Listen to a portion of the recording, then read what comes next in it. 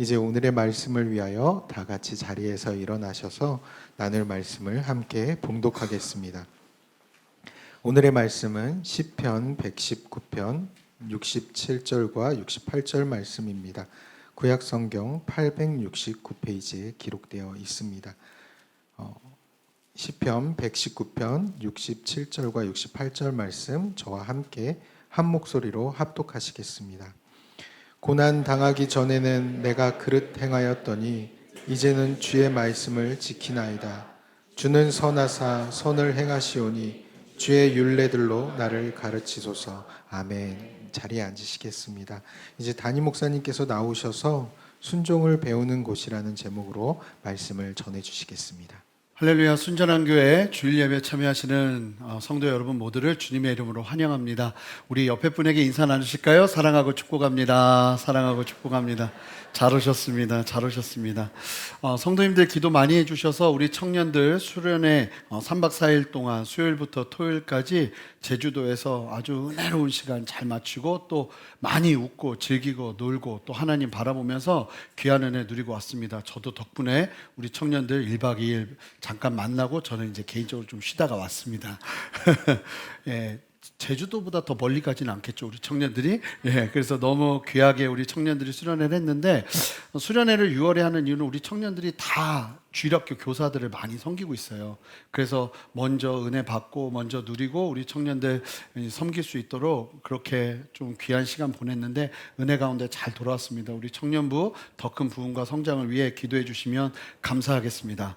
오늘 광고 드린 것처럼 예배 후에 엠파톨에서 다음 학교 입학 설명회를 갖게 됩니다. 대안학교 또 탈북 청소년들과 이 대한민국 청소년들이 함께 배우면서 함께 배움의 장을 만들어 가는데 저희 첫째 아이도 그 학교를 다니고 있어요. 그래서 여러분 관심 있는 분들 오셔서 꼭 뭐 보내야겠다라기보다 거기에 대한 관심만 있어도 오셔서 들으시면 도움이 많이 될 것 같습니다. 특별히 오늘 다음 학교 관계자분들 좀 오셨거든요. 잠깐 좀 일어나시면 우리 박수로 좀 환영했으면 좋겠습니다. 우리 박수로 우리 전성교사님 그리고 우리 학교장님 선생님들 오셨는데 조금 있다가 더 오셔서 같이 입학 설명회를 진행할 것 같습니다. 함께 기도하고 말씀 전하겠습니다. 하나님 감사합니다. 저희들 사랑하여 주셔서 오늘도 저희를 부르시고 말씀하시는 주님 기대합니다. 성령이여 충만하게 역사하셔서 우리에게 말씀하여 주시고 아버지의 마음 아버지의 뜻 온전하게 깨달으며 순종 가운데 나아가는 은혜 허락하여 주시옵소서. 감사드리며 예수 그리스도 이름으로 기도합니다. 아멘. 자, 순종 시리즈 20번째 말씀을 오늘 전하게 됩니다. 그리고 오늘 순종 시리즈 말씀으로 이제 순종 시리즈 말씀은 마치고요. 그리고 다음 주부터는 4주 동안 특별 설교를 하고 난 다음에 8월부터는 외부 강사님 2분 모시고 그 다음부터 사도행전 강해로 들어가려고 합니다. 여러분 하나님께서 크게 주시는 은혜들 함께 누렸으면 좋겠고요. 이제 새벽 예배도 사무엘 하 말씀 다 맞춰가고 있습니다. 그래서 아마 저희가 서신서 마태복음 말씀을 나누면서 새벽에 하나님의 말씀 앞에 또 나가는 시간을 가질 것 같습니다. 여러분 기도해 주시고 기도하시면서 함께 나아가시면 좋겠습니다. 자, 순종의 메시지를 참 많이 나눴죠. 그동안 우리가 순종에 관한 다양한 부분들을 살펴보았고 또 순종의 예시가 되어준 믿음의 사람들을 살펴보았습니다. 거의 5개월 동안 순종 얘기만 나눴습니다. 아마 여러분들도 여러분들의 삶 가운데 적용하고 도전받은 분들이 굉장히 부분들이 많았을 거라고 믿습니다. 신앙인들의 삶의 순종이 얼마나 중요한 것인지가 새겨지는 시간이 되었기를 바랍니다. 이제 말씀을 마치면서 오늘 특별히 좀 한 가지 주제로 좀 말씀을 나누고 싶어요. 순종은 어디에서 배우는가? 많은 목사님들과 선교사님들이 말씀하신 내용이 있는데요. 하나님의 비전과 우리의 바람은 다른 거라는 겁니다. 내 소원, 내 바람, 이것은 사실은 나의 바람이지 이것을 하나님의 비전이다라고 이야기하기에는 무리가 있다는 거예요. 여러분 우리의 바람 정도, 내가 열심히 해서 이룰 정도는 사실은 그것은 비전이라고 보기 어렵습니다. 하나님의 비전은 우리의 힘과 우리의 능력으로는 쉽게 이룰 수 없는 영역에 속한 것들입니다. 그런 것들을 우리 선교사님들이나 목사님들이 굉장히 많이 외치셨던 기억이 있어요.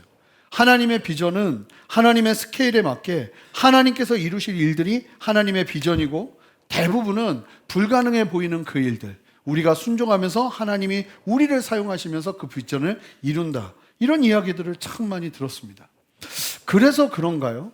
우리가 순종해야 되는 순종의 영역도 잘 보시면 비전과 굉장히 유사한 것 같습니다. 잘 보면 인간적으로 참 우리가 순종하기 어려운 벅찬 것들이 하나님의 명령 가운데 순종의 명령으로 다가오는 때가 얼마나 많은지 몰라요. 성경에서 봐도 우리가 처음부터 보았던 아브라함부터만 시작해도 여러분, 하나님께서 아브라함에게 무슨 순종을 요구하셨습니까? 본토 친척 아비집인 갈대아 우르를 떠나 하나님께서 지시한 땅으로 가라고 하셨잖아요. 그런데 그 거리가 우리가 여러 번 나눴지만 약 1700km 정도가 됩니다. 이 1700km면 엄청난 거리입니다. 그리고 이때는 약 4000년 전입니다. 그러니까 4000년 전에 가족들과 함께 재산을 가지고 1700km를 이동한다는 건 정말로 위험천만한 일이었어요. 그 과정 속에서 만날 수 있는 도둑의 위협이 너무나 많았고요. 생명의 위협이 너무나 많은 여정이었습니다. 그런데 놀라운 것은 이 아브라함이 그 걸음을 걸어냈다는 겁니다. 그런데 여기서 멈추지 않죠. 하나님은 아브라함에게 더 큰 순종을 요구하십니다. 어떤 순종입니까? 100세 만에 얻은 아들을 이삭을 모리아산에 번제로 바치라는 하나님의 명령이었습니다. 벅차요. 하나님께서 우리에게 말씀하시는 순종 자체가 벅차단 말입니다. 그런데 놀라운 건 하나님의 사람들이 그 벅찬 순종의 말씀을 이뤄내기 시작한다는 겁니다. 요셉에게는 어떤 순종을 요구하셨나요? 노예의 자리와 죄수의 자리에서 하나님의 형통을 보는 겸손과 순종함으로 나아가는 그 걸음을 주님께서 요구하셨어요. 얼마나 쉽지 않은 걸음이었겠어요. 항상 사랑받던 막내 아들이 한순간에 노예가 되고 죄수가 되어서 정말 언제 끝이 날지 모르는 그 힘들고 어려운 삶을 살아내야 한다는 건 정말 쉽지 않은 숙제였고 과제였을 것입니다. 그런데 놀라운 사실은 그 벅찬 순종을 이루어냈다는 겁니다. 요나는 어땠습니까? 하나님께서 명령하신 요나에게 명령하신 명령은 또 다른 차원이었죠. 여러분, 생각만 해도 분노가 치밀어 오르는 내 원수와 같은 이 바벨론 사람들, 그 사람들에게 생명의 메시지를 전해라. 내가 전하는 순간 그 사람들은 사는 거예요. 그 원수 같은 사람들이. 그런데도 하나님이 주시는 그 감동을 따라서 결국은 하는 수 없이 하는 순종이었지만 그럼에도 불구하고 순종하자 하나님이 일하시잖아요. 쉽지 않아요. 다윗에게는 죽음의 위협 속에서도 하나님의 기름 부은 사울 왕을 죽이지 말아야 하는 것이 순종이었어요. 정말 쉽지 않아요. 성경에서 하나님의 사람들에게 너 순종해라 하는 게 쉬운 게 없습니다. 여러분, 제자들을 보세요. 예수님의 12 제자들이 예수님께서 부활하고 승천하시기 전에 예수님께서 제자들에게 말씀하시는 순종해라 말씀하시는 명령이 무엇입니까?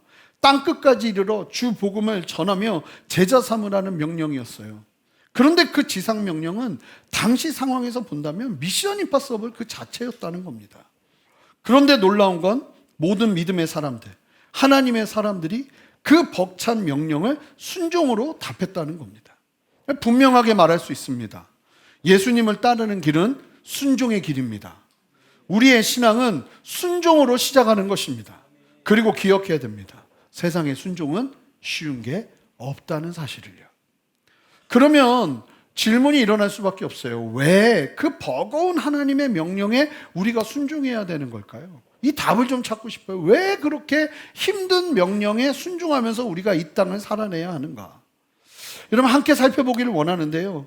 우리가 지금까지 성경의 많은 예들을 살펴봤습니다. 순종의 예, 순종하는 사람들. 그런데 누구보다 우리에게 100% 순종의 모범이 되어주시는 분이 계세요. 누구십니까? 바로 예수님이십니다. 오늘은 마지막 순종 말씀을 마치면서 예수님에 관련된 말씀을 좀 나누고 싶습니다. 여러분, 예수님은요, 이 땅에 오시는 것 자체, 그 시작 자체가 큰 순종이었습니다. 아시잖아요. 2000년 전에 성육신 하셔서 하나님이신데 인간의 몸을 입고 이 땅에 오신 것 자체가, 탄생 자체가 순종의 결정체였어요. 게다가 하나님께서 예수님을 떡하니 어른의 모습으로 태어나게 하신 게 아니라 정말 우리랑 똑같이 아기의 모습으로 엄마의 뱃속에서 태어나게 하셨어요. 동정녀 마리아의 몸을 빌어서. 그러니까 사실은 태어날 때부터 철저한 순종, 이 낮아질래도 이보다 낮아질 수 없는 순종으로 예수님의 그 공생의 삶, 그 모든 삶 자체가 시작되었던 거예요. 여러분, 공생애가 시작되기 전까지 30살이 되기 전까지의 그 삶은요, 어찌 보면 공생의 삶보다 훨씬 힘든 순종의 삶이었을지 모릅니다. 여러분, 철저하게 세상의 권위체계 아래서 순종하며 예수님은 하나님의 때를 기다리셨어요. 가정에서는 자녀의 모습으로 어린 시절부터 자라야 했고요, 동생들과 함께 지내며 성장의 과정을 겪으셨습니다. 세상에서는 그저 요셉과 마리아의 집에 첫째 아들로 알려지며 목수의 아들로 사셔야 했어요. 하나님이신데요.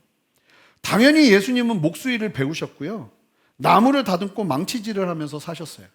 예수님의 공생의 기간 동안에 요셉이 등장하지 않는 걸 보면 대부분의 신학자들은 그 전에 요셉이 죽었을 것이라고 봐요. 그러면 생계를 누가 책임지면서 살았겠어요?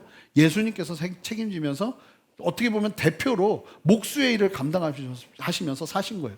그러니까 공생의 사역을 시작하는 순간 그 일을 놓은 거잖아요. 그러니까 집안 식구들이 볼 때는 이게 청천벽력 같은 일이 벌어진 겁니다. 그러니까 끊임없이 순종하면서 세상 속에서 감추어지면서 사셔야 됐던 예수님의 그 걸음은 순종 자체셨어요. 예수님은요, 사실은 할 수 있음에도 하지 말아야 될 힘든 순종의 삶을 살아내고 계셨던 거예요.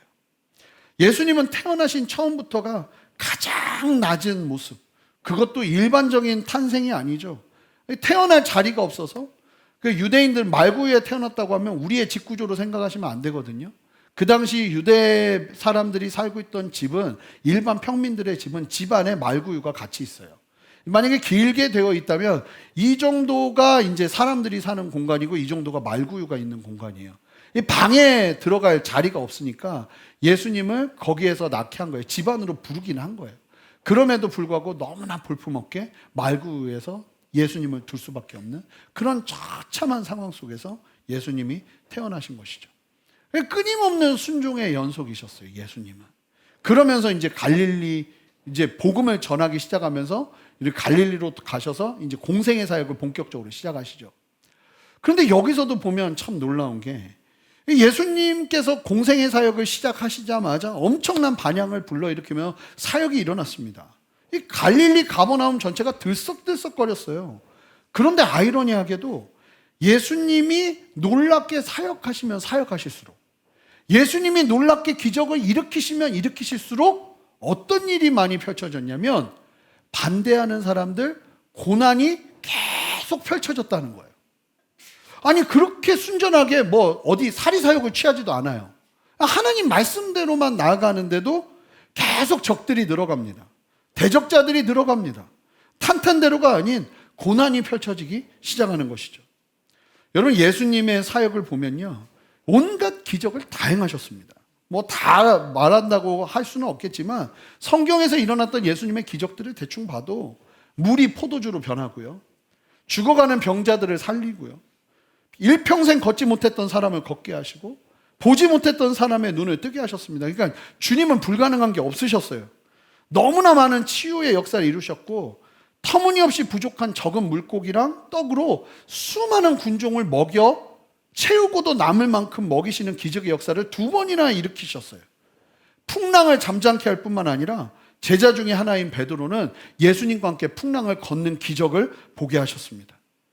이 사람들 속에 숨어있던 귀신들이 예수님을 만나자마자 인정하면서 벌벌 떨면서 떠나가기 시작했고, 무엇보다 가장 놀라운 기적, 이미 죽은 냄새가 나는 나사로가 예수님의 말씀 앞에서 살아나오는, 죽음조차도 이기시는 놀라운 기적을 보이신 거예요.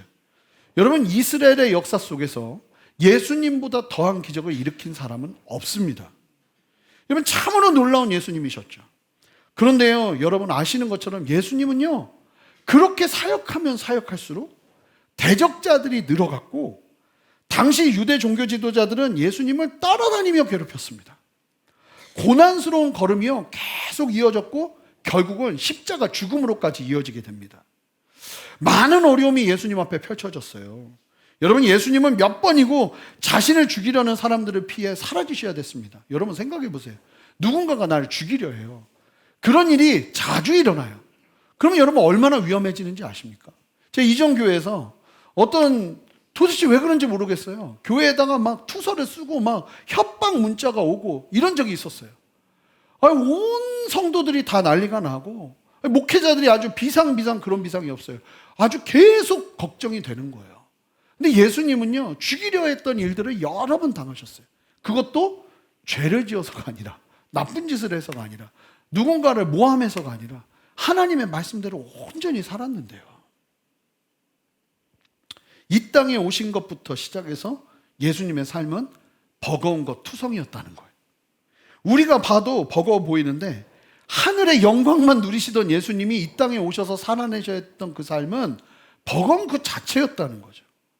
그럼 질문이 일어나요. 왜 예수님은 이렇게 지독한 고난을 만나야 됐고 이 버거운 순종을 하셔야 됐던 것일까? 여러분, 이 부분에 대한 답을 좀 함께 찾아보고 싶어요. 여러분, 함께 오늘 본문과 함께 히브리서 5장 7절부터 8절 9절 말씀을 함께 읽으면서 오늘 본문 말씀을 이해하게 될 겁니다. 오늘 본문 말씀을 제대로 이해하려면 이 히브리서 말씀을 함께 온전하게 이해할 때 오늘 본문 말씀이 빛을 발하게 됩니다. 그럼 함께 좀 먼저 히브리서 5장 7절 말씀을 보고 싶은데요, 여러분들이 한 목소리로 힘차게 읽어주시기 바랍니다. 7절 말씀 읽어주세요. 시작.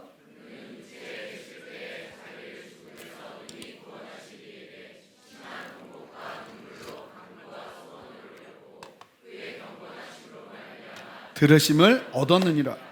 여러분, 이 예수님께서 어떻게 기적을 일으키시고 나중에는 십자가에서 죽으시는데도 죽음을 이기시고 부활하셨는가? 예수님이 그렇게 놀랍게 살아낼 수 있었던, 하나님의 응답을 끊임없이 경험할 수 있었던 노하우가 여기에 다 담겨 있어요. 그래서 여기에 말하고 있는 바대로 예수님이 행하셨기 때문에 죽은 자까지도 살리시고 놀랍게 하나님의 역사를 일으키시면서 이 땅을 살아내셨던 거예요. 자, 그 말씀이 담겨있는 이 히브리서 5장 7절 말씀인데, 여러분, 이 말씀을 잘 이해하기 위해 먼저 대전제로 이해하고 알고 계셔야 되는 게 있어요. 이게 사실은 놀라운 말씀이에요. 왜냐하면 예수님은요, 이 땅에 오시기 전부터 이 땅에 오셔서 어떤 일이 일어날지 다 아셨고, 결국은 예수님이 승리하실 것이라는 사실까지도 다 아셨어요. 하나님의 예정 가운데 예수님의 승리와 예수님의 걸음은 다 이미 확정되어 있었다고. 예수님이 그걸 계속 얘기하시죠. 내가 앞으로 해야 될 일들, 내가 앞으로 겪어야 될 일들. 그러니까 예수님은 그것들을 다 아셨다는 거예요. 야, 그러면요, 우리가 어떤 생각을 하냐면, 예수님이 다 아시면 예수님은 그냥 기도하면 다 이루어지고, 왜냐하면 이미 하나님이 작정하시고 결정하신 거기 때문에 그냥 걷기만 해도 다 이루어질 거라고 생각했는데, 놀라운 말씀인 거예요, 이게. 예수님은 다 아셨고 다 이루어질 일을 하고 계셨지만 어떻게 하셨는가? 다 이루어질 일을 내가 순종하면 무조건 일어날 일인데 그 일을 어떻게 이루셨는가? 그 부분을 이야기하시는데요, 예수님이요, 절대로 이 땅에서 안일하게 살아내지 않으셨다는 거예요. 이게 기가 막힌 거거든요. 예수님께서 하나님의 아들이셨음에도 불구하고 그저 당연하게 일어나는 게 예수님의 기적과 이사가 아니었다는 거예요. 그러니까 하나님의 아들이니까 내가 말하면 그냥 무조건 이루어지는 거야, 이러지 않았다는 거예요. 다시 한번 7절을 보시면 7절 말씀 계속 띄워주세요. 그는 육체에 계실 때, 이게 강조되고 있어요. 여러분, 우리가 믿는 신앙이 무엇입니까? 예수님이 이 땅에 오셨는데 어떤 모습으로 오셨는가? 100% 하나님, 100% 인간으로 오셨어요. 이게 우리의 신앙이에요. 믿으십니까? 여러분, 이게 흔들리면 이거 다 이단이에요. 예수님은 하나님이셨지 인간은 아니었어. 그래서 특별하게 하실 수 있었던 거야. 이게 이단이에요. 예수님은 하나님이 아니었어요. 인간이었어. 그래서 우리처럼 계속 고통만 당하신 거야. 이것도 이단이에요. 하나님이 완전한 하나님의 모습으로 오셨지만 예수님은 한편으로 완전한 인간의 모습으로 오셨어요. 인간의 모습으로 오셨다는 건 뭐냐면 우리의 성전과 똑같은 과정을 겪으시면서 이 놀라운 구원의 역사를 이루셨다는 거예요.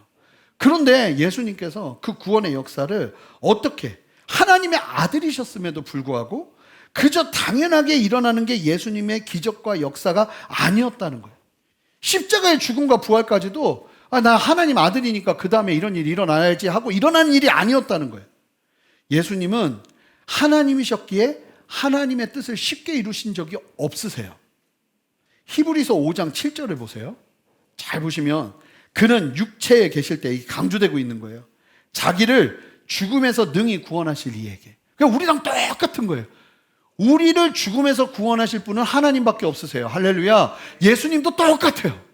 완전한 인간으로 오셨기 때문에 자기를 죽음에서 능히 구원하실 분은 하나님이세요. 예수님 스스로 그 일을 하실 수 없는 거예요. 하나님이시지만 완전한 인간으로 오셨기 때문에. 그래서 세상에서 가장 강력한 죽음의 권세조차도 능히 구원하실 아버지 하나님께 아들의 신분으로 거저 구원의 역사를 이룬 게 아니라는 거예요. 그게 공생의 사역 가운데 일어나는 수많은 기적과 십자가의 죽음과 부활까지도 그냥 나는 하나님의 아들이니까 그냥 이루어지게 돼 있어 하고 이룬 게 아니라는 거예요. 예수님은 어떻게 하셨다 이야기하냐면 그 수많은 과정과 어려움들과 고난 속에서 예수님이 어떻게 놀랍게 하나님의 일을 이루셨는가. 자, 뭐라고 말합니까? 예수님이요, 두 가지를 하셨어요. 두 가지. 이게 생명이에요, 오늘 말씀에. 이 두 가지가 함께 여러분들의 삶 가운데 있으시기를 주님의 이름으로 축복합니다. 자, 이 두 가지가 뭐냐면, 여러분, 예수님이요, 간절히 기도하셨어요. 첫 번째, 간절히 기도하셨어요. 자, 어느 정도로 간절히 기도했다고 이야기하냐면, 심한 통곡. 심한 통곡이라는 건 뭐냐면, 정말 자지러지게 외치는 이 소리 지르는 거예요. 예수님이 얼마나 간절했으면 그냥 기도하는 게 아니라 막 소리를 지르면서 아버지 하면서 그렇게 외치면서 기도했다는 거예요. 근데 그렇게 외치는 데만 머무는 게 아니라 이 외치다 보면 뭐가 나와요? 눈물이 나와요. 얼마나 간절하게 기도했던지 막 눈물을 흘리면서 예수님께서 기도하셨다는 거예요. 그렇게 크고 간절하게 외쳐 부르짖으면서, 그러니까 예수님이요, 아침마다 새벽 미명에 이 하나님 만나러 올라가잖아요. 거기서 예수님이 하나님과 그냥 뭐 내 영혼의 목자 막 이러면서 있었던 게 아닌 거예요. 올라가면 하나님 앞에 막 소리를 지르고 눈물을 흘리면서 자지러질 듯이 그렇게 하나님 앞에 매달리면서 간구하고 기도한 거예요. 뭐랬냐? 간구했다? 소원을 올려드리려 했다. 여러분, 놀라운 거 아니에요? 반드시 이루어질 일임을 아는데도 예수님은 지금 어떻게 하고 계시냐면 마치 그 일이 내가 모르는 일인 것처럼, 앞으로 어떤 일이 일어날지 모르는 사람처럼 필사적으로 이 땅을 살아내면서 하나님 앞에 간절히 기도했다는 거예요.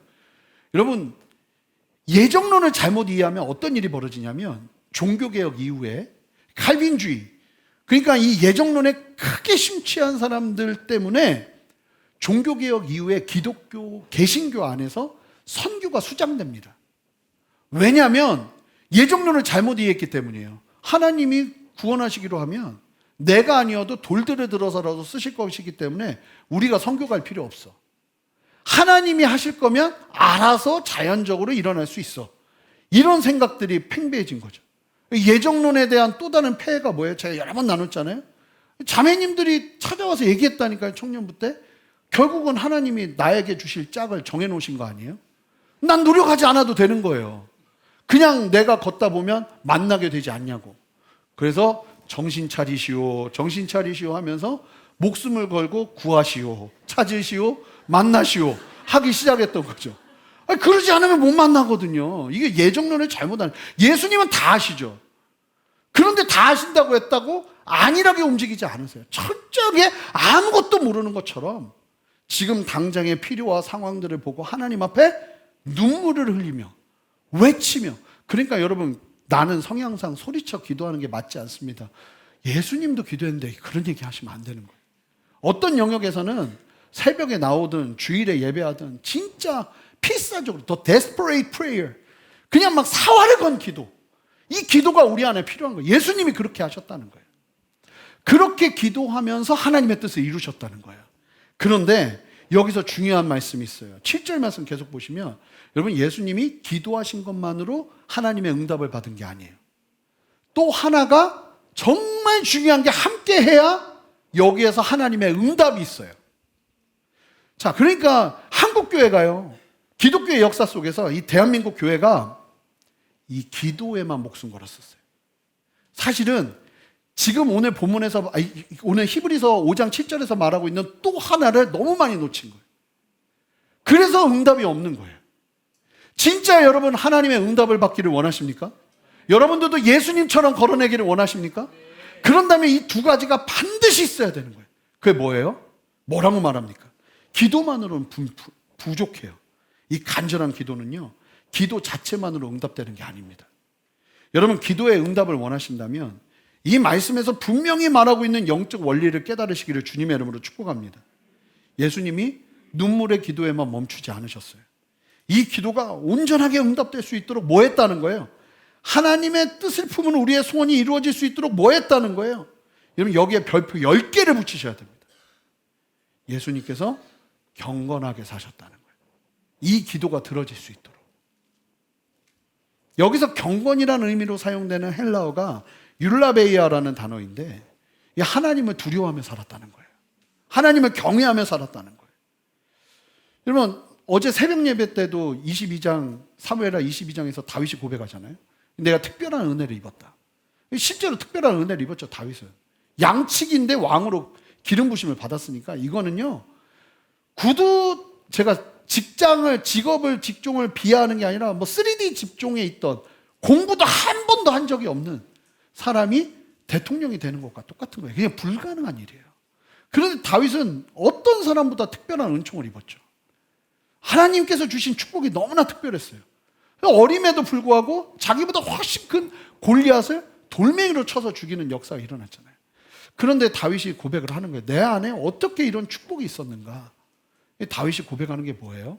내가 하나님 앞에, 내 삶 앞에 모든 말씀을 두고 살았다. 내가 왕임에도 불구하고 내 앞에 누가 있어요? 아무도 없죠. 그러면 무너지거든요, 사람들이. 근데 다윗은 그 앞에 하나님의 말씀을 두고 내가 왕이 아니라 하나님이 왕이심을 기억하면서 하나님 앞에서 사는 삶을 살았다. 코람데오의 정신으로 살았다. 이 코람데오, 라틴어로 하나님의 존전에서라는 뜻이거든요. 이 코람데오의 정신으로 살았다. 이렇게 이야기하는데 예수님이 그러신 거예요. 예수님이 기도만 하신 게 아니라 기도가 응답될 수 있도록 어떤 삶을 사셨다는 거예요? 경건의 삶을 사셨다는 거예요. 여러분, 이 경건의 삶이 함께 하시기를 주님의 이름으로 축복합니다. 자, 그러면 여러분, 경건을 왜 경건해야 되는가? 그러니까 여러분, 오해하시면 안 돼요. 여러분, 우리가 하나님 안에서 구원을 받았다고 해서 이제 이미 나에게는 구원이 임했으니까 이제 결국은 난 구원받을 거니까 그냥 살아도 되는 거 아니야? 이거는 이단들이나 하는 행동들이에요. 구원파 이단들이나. 여러분, 우리는 한 걸음, 그게 사실은 표현만 안 할 뿐이지, 우리들도요, 잘 보면 예수님을 믿어 구원받았다는데 이제 무엇을 해도 결국은 용서해 주실 것이라는 기대 심리 속에서 삶을 경건해 두지 않는 경우가 얼마나 많은지 몰라요. 결국 나 용서받을 거니까. 모르는 거죠. 경건이 얼마나 중요한지를 아셔야 돼요. 그리고 히브리서 5장 7절, 8절, 9절을 통해서 그 경건이 무엇인지를 이야기해요. 이게 반드시 있어야 되는 거예요. 자, 반드시 있어야 되는 게 히브리서 5장 7절, 9절 말씀을 보실 텐데 띄워주시면, 자, 보시면 7절은 우리가 읽었어요. 8절, 9절, 이게 경건의 내용이에요. 결국 예수님께서 살아내셨던 삶의 모습이거든요. 이게 있으셨기에 예수님의 그 desperate prayer가 하나님의 은혜 안에서 충만하게 응답으로 이어질 수 있었던 거예요. 자, 8절, 9절 말씀을 한 목소리로 힘차게 읽어주세요. 함께 읽겠습니다. 시작. 받으신 고난으로 순종함을 배워서 온전하게 되셨은즉 자기에게 순종하는 모든 자에게 영원한 구원의 근원이 되시고, 예수님께서 이와 같이 온전함을 이루었기에 기도 가운데 하나님의 응답이 함께한 거예요. 여러분, 우리가 하나님 앞에 응답받으려면 온전한 걸음을 걸어야 될 줄 믿습니다. 근데 그 온전한 걸음이 무엇인지가 이 말씀에 나와 있는 것이죠. 아들이시면서, 하나님의 아들이심에도 불구하고, 여러분, 그러면 안 그래도 될 것 같은데, 아들이시면서도 예수님의 인생에 고난이 있었다는 거예요. 그렇게 진실하게 하나님의 뜻만 이루셨는데도 고난이 끊이질 않았다는 거예요, 예수님 앞에. 왜 그랬느냐? 왜 고난이 끊이지 않았느냐? 그러니까 여러분, 예수님도 고난이 끊이지 않았다면 우리도 고난이 끊이지 않을 거예요. 아멘 안 나오시죠? 예. 근데 사실이에요. 이제 오늘 계속 그 얘기 할 거예요. 그래서 일부 예배 끝나고 났더니 권사님 한 분이 예수님 믿기 정말 힘드네요, 이러면서 가셨어요. 제일 무서워. 말씀 다 듣고 힘들다 이러고 가시는 분들이 제일 무서워. 하여간 그럼에도 불구하고 예수님에게 이런 고난이 있었는데 우리 삶에 왜 고난이 없냐는 거예요. 고난이 있어요. 그런데 예수님에게는요, 이 고난이라는 건 굉장히 생소한 거예요.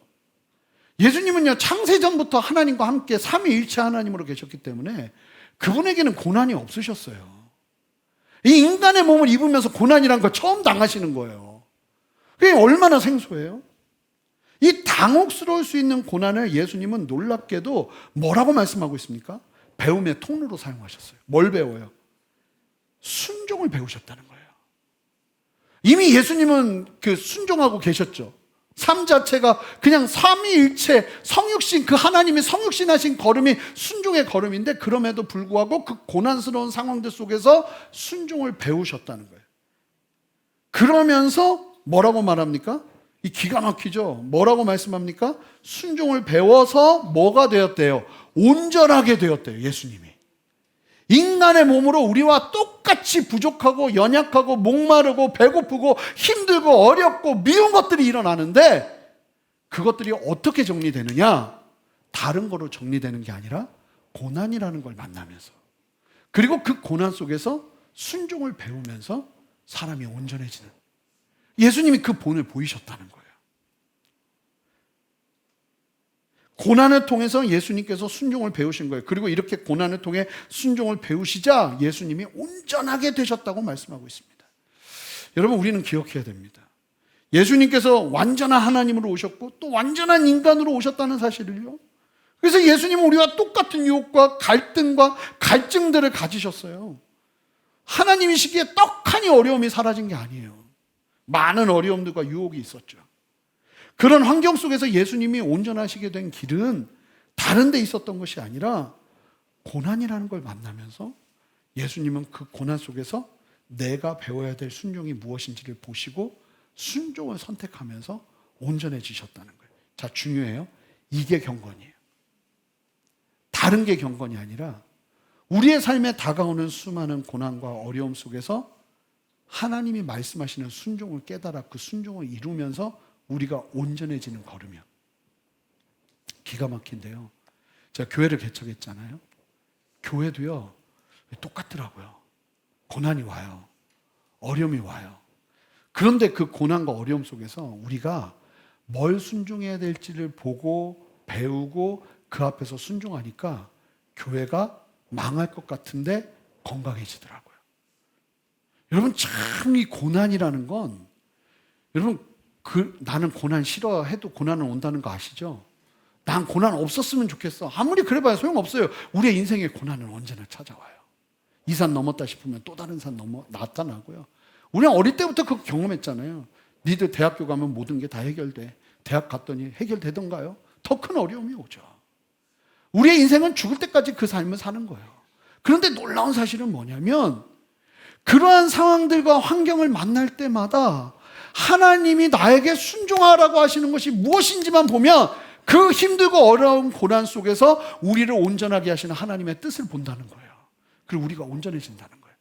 그렇게 그 온전함을 가지고 하나님 앞에 간구하기 시작할 때, The desperate prayer, 간절한 사활을 건 기도를 하기 시작할 때 하나님이 우리의 인생 가운데 응답하시는 지경이 넓어지는 거예요. 그러니까 이게 응답도요, 계속 확장됩니다. 왜요? 우리가 경건하게 살면 살수록, 그 고난의 골짜기 속에서 하나님을 바라보면서 순종의 걸음을 걸을수록 우리의 응답의 영역들이 확장되기 시작해요. 여러분, 그 하나님을 신뢰하며 나가시기 바라요. 오늘 말씀을 볼까요? 67절 말씀, 본문 말씀 한 목소리로 읽어봅니다. 읽습니다. 시작. 고난 당하기 전에는 내가 그릇 행하였더니 이제는 주의 말씀을 지키네. 뭐라고 말합니까? 안 보여. 내가 뭘 잘못하고 있는지도 몰라요. 나는 잘 살고 있는 줄 알아요. 나는 문제 없는 줄 알아요. 막 잘 지내는 줄 알아요. 그런데 참 신기한 게 시편 기자가 뭐라고 말하냐면 고난 당해보니까 내가 뭘 그릇 행했는지가 보이더라는 거예요. 그러면서 지금은 고난 때문에 내가 주님의 말씀 지키고 살고 있다는 거예요. 여러분, 이 유익이 저와 여러분 모두에게 있으시기를 주님의 이름으로 축복합니다. 내가 그릇 행하고 있는데 다른 걸로는 안 보인다는 거예요. 누가 옆에서 아무리 얘기해도 안 보인다는 거예요. 사람이 어디서 보이느냐? 그 사람이 고난을 만나서 하나님 앞에 엎드리기 시작할 때 그제서야 내가 뭘 잘못했는지가 보이더라는 거예요. 고난이 오니까요, 내가 돈을 하나님보다 더 사랑했다는 걸 알겠더라고요. 그전에는 몰랐어요. 난 믿음 좋은 줄 알았어요. 고난이 오니까요, 내가 사람을 의지했다는 걸 알게 되더라고요. 하나님보다. 하나님 앞에 작정히 엎드리면서 하나님만 의지하는 계기가 되더라고요. 어떤 고난도. 그러니까 시각이 완전히 바뀌어버리는 거예요. 그러면서 68절을 고백하거든요. 시편 기자가. 이게 무서운 고백이에요, 사실 이게. 주는 선하사 선을 행하시오니 주의 율례들로 나를 가르치소서. 이게 무슨 얘기예요? 계속 고난 속에서 나를 가르치셔서 주의 말씀을 따라 순종할 수 있게 해달라는 거예요. 여러분, 여기에 아멘 하시기 쉽지 않아요. 아멘 하라고 요구하지는 않겠어요. 근데 실제로 여기까지 오는 거예요. 고난을 겪고 나서 내가 온전해지고 하나님의 말씀 지키고 이 안에서 살아가는 힘을 얻게 보니까 이게 너무나 중요한 것이구나. 하나님, 여기서 멈추지 마시고 내 안에 계속 선을 행하셔서 하나님의 율례를 지키며 나아갈 수 있도록 인도해 달라고. 더 이상 고난을 고난으로 보지 않고 시편 기자는 주님의 말씀을 배우는 이 고난에 대한 열린 시각이 일어나기 시작하는 거예요. 그러니까 고난은요, 순종을 배우는 곳이에요. 여러분 기억하시기 바라요. 함께 좀 고백해 볼까요? 고난은 순종을 배우는 곳이다. 그러니까 고난이 딱 오면 하나님 앞에 뭘 고백해야 되냐면, 내가 이 고난 속에서 순종해야 될 게 무엇일지, 이게 이 고백까지 나오기가 좀 시간이 걸리더라고요. 맨 처음에는 막 정신 없으니까 이거 뭔 일이에요? 왜 이런 일이 일어나요? 막 이러고 있다가 이제 우리가 정신줄 잡으면 이 고백해야 되는 거예요. 하나님, 결국 이 고난을 통해서 내가 순종하길 원하시는 것이 무엇입니까? 미국에 우표가 있는데요. 우표에 등재된 유일한 선교사님이 계세요. 우표에 그분 얼굴이 있어요. 선교사님들이 많은데 그 중에 유일하게 미국 우표에 딱 등재되어 있는 유일한 선교사님이 있는데, 여러분들은 아마 잘 모르실 텐데 프랭크 루박이라는 선교사님이세요. 프랭크 루박. 근데 이분이 1915년에 필리핀 선교를 시작으로 어떤 일을 하셨냐면, 일평생을 이 문맹 퇴치, 그래서 글을 못 읽고 글이 없는 곳에 문자를 만들어주고 문맹 퇴치에 막 지대한 공헌을 일으킨 분인데, 이분이 인생 속에서 굉장히 많은 고난이 있었거든요. 근데 이분이 그의 인생을 정리하면서 쓴 글에 고난을 이렇게 말합니다.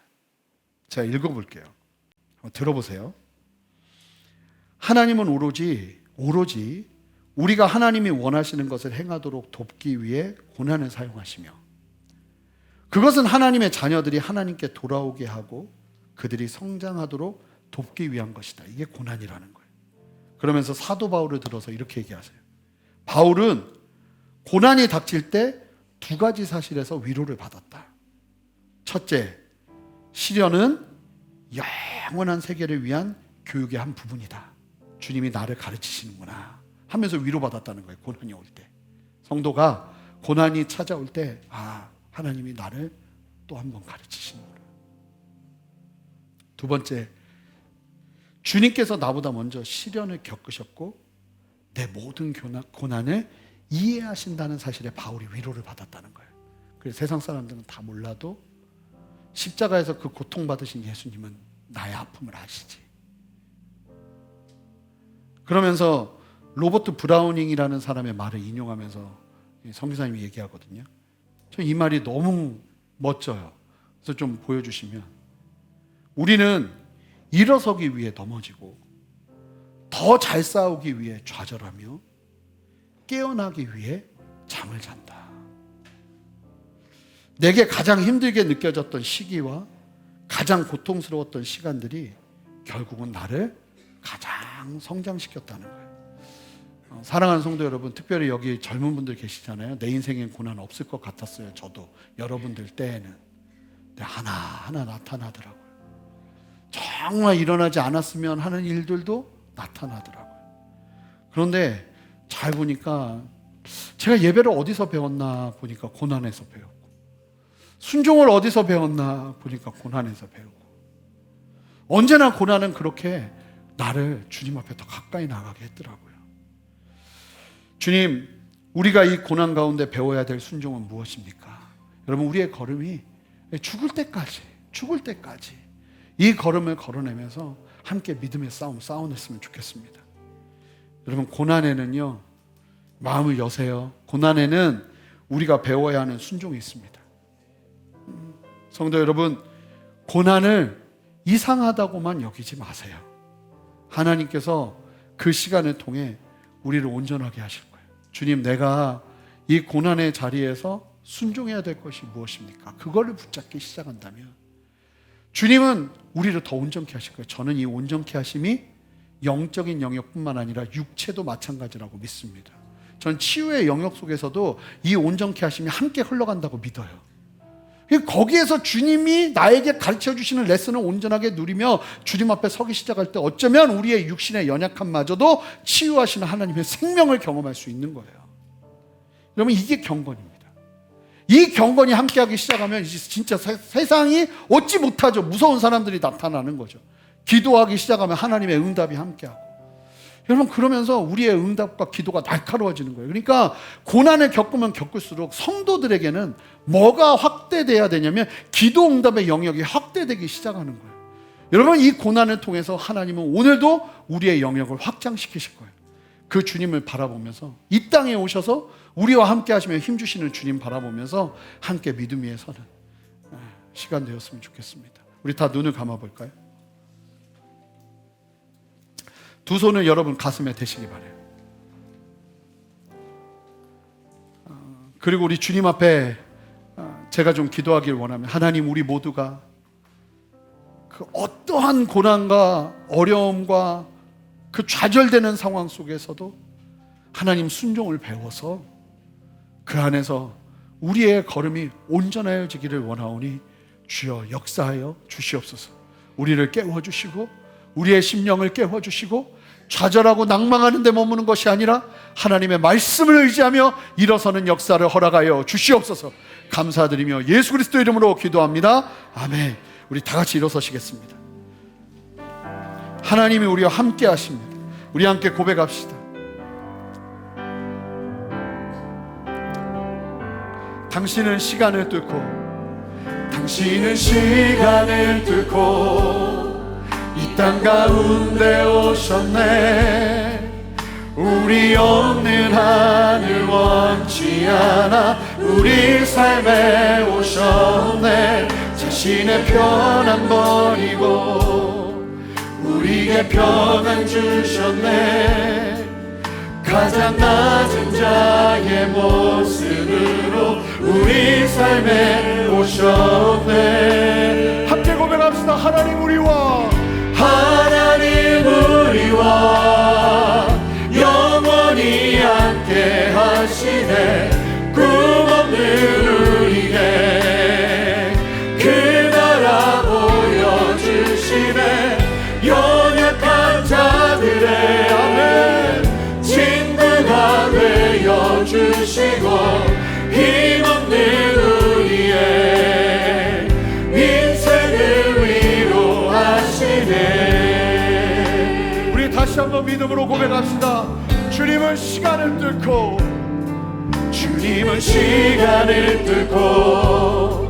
이 땅 가운데 오셨네. 우리 없는 하늘 원치 않아 우리 삶에 오셨네. 자신의 편안 버리고 우리에게 평안 주셨네. 가장 낮은 자의 모습으로 우리 삶에 오셨네. 우리 두 손을 듭시다. 하나님 우리와 영원히 함께 하시네. 끝없는 우리의 그 나라 보여주시네. 그 나라 보여주시네.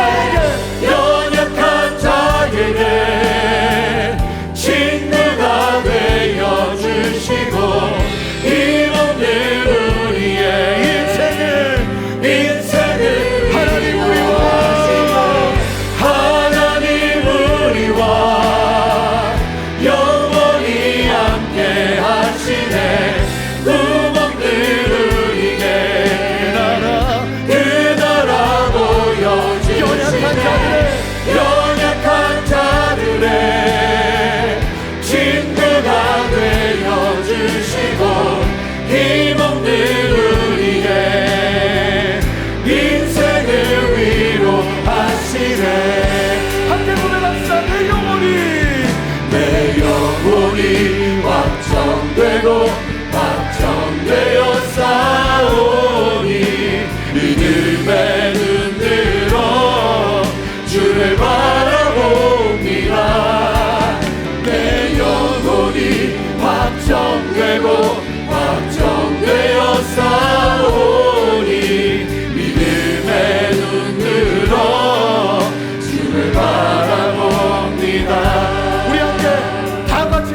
들고 주님 앞에 기도하며 나갈 때에 하나님 이 두 가지 심한 통곡과 눈물로 간구와 소원을 올려드리기를 원하고 경건하심으로 말미암아 기도의 응답을 받기를 원하오니 하나님 이 두 가지를 나에게 허락하여 주시옵소서. 어떤 사람에게는 경건이 있지만 하나님 앞에 이 간구와 아버지 desperate prayer가 없는 분들이 계세요. 하나님 이 기도를 내가 회복하기를 원합니다. 어떤 분들에게는 기도가 있지만 하나님을 경외하는 경건의 삶이 결여된 분들이 계세요. 하나님 내가 이 두 가지의 균형을 이루며 주님 앞에 서기를 원하오니 하나님 나를 붙들어 주시옵소서. 함께 두 손을 듭시다. 주님을 향해 간절히 외치며 기도합니다. 주님 한번 외칩니다. 주여, 주님 우리 안에 역사하시는 주님을 바라봅니다. 확정되고 주님 바라보며 주님의 담대히 서기를 성령이 우리 안에 역사하여 주시고 주를 바라봅니다. 하나님 앞에 간절히 기도하고 바랍니다. 하나님의 마음을 갖고 경건함으로 살아가는 주여 역사하여 주시옵소서. 그렇게 세일을 해가시는 주님을 찬양하오니 하나님 바라보옵소서. 내 영혼이 확정되고 내 역사오니 간절히 기도하는 기도의 삶 하나님의 경건의 삶을 바라봅니다. 하나님 앞에 세일을 행하시는 주님을 찬양하오니 고난이 나에게 찾아오는 내 역사오니 이름으로 선포하게 하시고 하나님 앞에 그 고난에서 순종을 내어내 나가오니 주여 우리 한 가지 더 기도합시다. 한 가지 더 기도하며 나갈 때 하나님 내가 나의 삶의 모든 지경들 속에서 순종을 배우기를 원합니다. 하나님 나에게 주신 이 말씀이 생명이 되게 하여 주셔서 순종을 통해 온전함을 누리게 하여 주시옵소서. 우리의 순종으로 온전하여지기를 원합니다.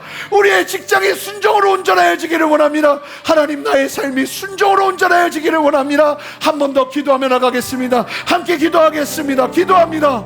하나님 우리 안에 역사하시는 주님을 찬양합니다. 하나님 역사하여 주시옵소서.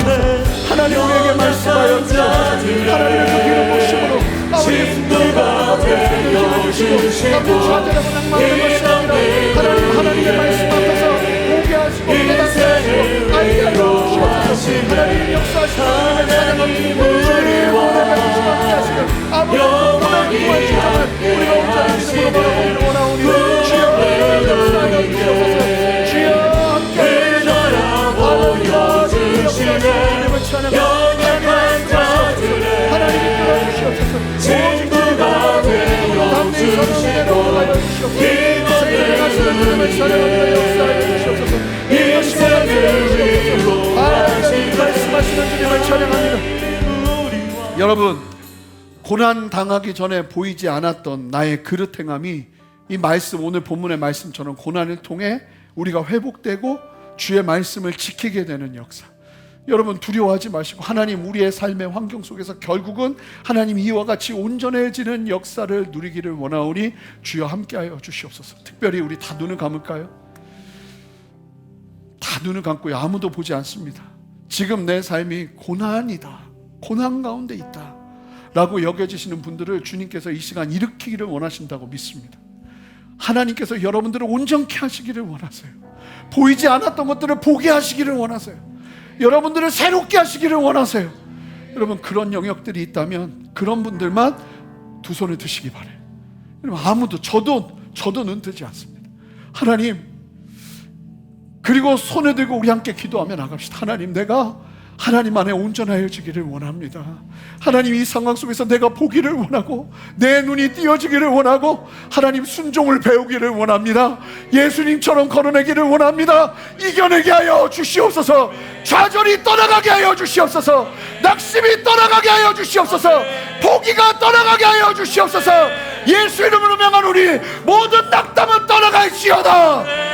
그렇게 함께 소망하면서 함께 주님의 이름 한번 크게 부르고 소리 들지 않은 분들이 이 시간 중보하시기 바랍니다. 하나님의 회복의 역사로 역사하여 주시옵소서. 함께 주님의 이름 한번 크게 부르며 기도합니다. 기도합니다. 주여 주님 우리 안에 역사하시는 주님을 찬양합니다. 하나님 말씀하여 주시옵소서. 하나님 우리 안에 역사하여 주시옵소서. 한 사람 한 사람 채우시고 역사하시는 아버지는 그 생명의 손길을 경험하며 아버지 일어설 수 있는 믿음 더하여 주시옵소서. 아버지 고난 중에 있는 우리 성도들 좌절하거나 낙망하지 아니하게 하시고 하나님의 마음을 일어설 수 있도록 주여 역사하시고 힘을 더하여 주시옵소서. 하나님의 능력을 더하여 주시옵소서. 하나님의 마음을 더하여 주시옵소서. 하나님 일어서게 하여 주시옵소서. 보게 하여 주시옵소서. 안 보이던 것들이 보여지게 하시고 하나님 안에서 온전해지는 역사를 볼 수 있도록 주님 역사하시고 함께 하여 주시옵소서. 새 일을 행하시는 주님을 찬양하며 어둠이 드러나게 하시고 아버지 주로부터 오지 않은 것들이 드러나게 하시고 하나님 앞에 철저하게 엎드리며 순종하며 회개하며 나가는 역사가 일어날 수 있도록 주여 역사하여 주시옵소서. 새 일을 행하시는 주님을 찬양합니다. 하나님은 선하시오니 선하사 행할 선을 행하시고 주의 율례로 우리를 가르쳐 주시옵소서. 하나님 고난 속에서 상황 속에서 환경 속에서 아버지 우리가 순종을 배우며 일평생을 그렇게 살아내기를 원합니다. 그러면서 이 땅에서 기도하는 대로 하나님 앞에 간구하는 대로 그 기도의 응답을 맛보며 하나님의 나라를 확장시키기를 원합니다. 하나님 우리에게 영적인 힘이 필요합니다. 영적인 능력이 필요합니다. 영적인 브레이크트루를 할 수 있는 힘이 필요합니다. 하나님 그것이 성령께서 주시는 능력뿐만 아니라 우리가 이와 같이 경건을 살아낼 때 고난 속에서 순종을 배우며 온전하여지기 시작할 때 아버지 안에 필사적인 기도와 함께 주님이 역사하시는 역사인 줄 믿사오니 이 역사가 우리 모두에게 회복될 수 있도록 은혜 베풀어 주시옵소서. 왜 나의 기도는 이렇게 힘이 없고 왜 나의 기도를 이렇게 외치는데도 응답이 없는가? 이 질문에 대한 답을 말씀 가운데 찾게 하여 주셔서 하나님의 온전케 하심을 보게 하여 주시옵소서. 그렇게 새 일을 행하시는 주님, 그렇게 우리를 일으키시는 주님을 찬양하고 감사드리며 예수 그리스도 이름으로 기도합니다. 아멘. 우리 주님께 영광의 박수 올려드립시다. 할렐루야. 우리 함께 봉헌하며 주님 찬양합니다. 믿음나요 그 위에 서리라 하나님의 나라는 무너지지 않으니 믿음나요 그 나라 세워가리라 한 번 더 믿음을 다해 고백합시다. 믿음나요. 아멘. 믿음나요 그 위에 서리라 하나님의 나라는 무너지지 않으니 믿음나요 그 나라 세워가리라 주님 오실 때까지. 하나님 앞에 감사함으로 드리는 헌물을 주님 기뻐 받아주시고 우리 성도님들의 걸음과 수고가 절대로 헛되지 아니하도록 하나님의 은총과 축복으로 함께하여 주시옵소서. 주님께 찾아온 사람들을 언제나 주님은 축사하시고 축복하시고 회복시키셔서 돌려보내셨습니다. 하나님 오늘 예배 속에서도 우리 모두가 그 은혜 누리며 세상으로 나아가기를 원합니다. 우리 성도님들의 손 위에 기름 부어 주시옵소서. 우리 성도님들의 발 위에 기름 부어 주시옵소서. 재정의 문을 푸는 손 되게 하시고 관계의 문을 여는 입이 되게 하시고 아버지 하나님 좌절했던 낭망이 소망으로 눈을 뜨는 역사를 보게 하여 주시옵소서.